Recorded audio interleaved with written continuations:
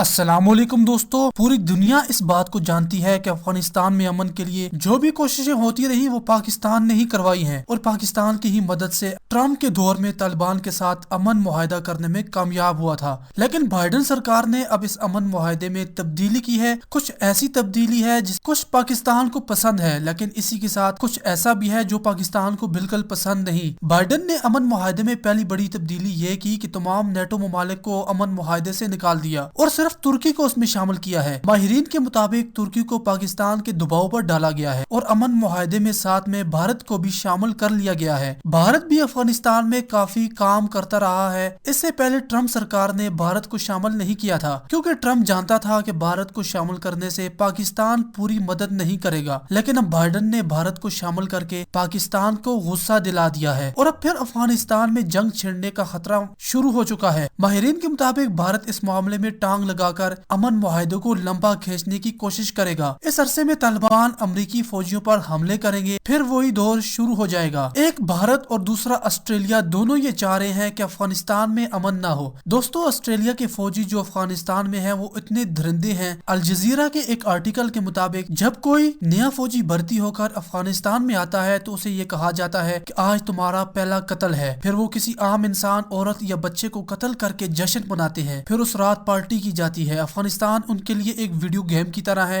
लेकिन दोस्तों, इन ऑस्ट्रेलियाई फौजियों के भी 26 बेहतरीन कमांडो मारे जा चुके हैं। इसी के साथ भारत इसलिए अमन नहीं चाहता कि वो अफगानिस्तान में बैठकर पाकिस्तान पर हमले करता रहे। उसकी दहशतगर्द तंजीमें RSS और VHP पाकिस्तान में कार्रवाइयां करती आ रही है और करती रहे। इसलिए पाकिस्तान भारत के अमन मुआहदे में होने के खिलाफ है। लेकिन पाकिस्तान तुर्की के शामिल होने से काफी खुश भी है। पाकिस्तान इस अमन मुआहदे का पहला ताकतवर खिलाड़ी है जो सब कुछ कर सकता है। इसलिए अगर पाकिस्तान न माना तो भारत को बाइडेन सरकार निकाल सकती है। दोस्तों, अपनी राय जरूर दीजिएगा और भारत के अमन मुआहदे में शामिल होने से आपकी क्या राय है, आप हमें कमेंट सेक्शन में जरूर बताइएगा। अल्लाह हाफिज।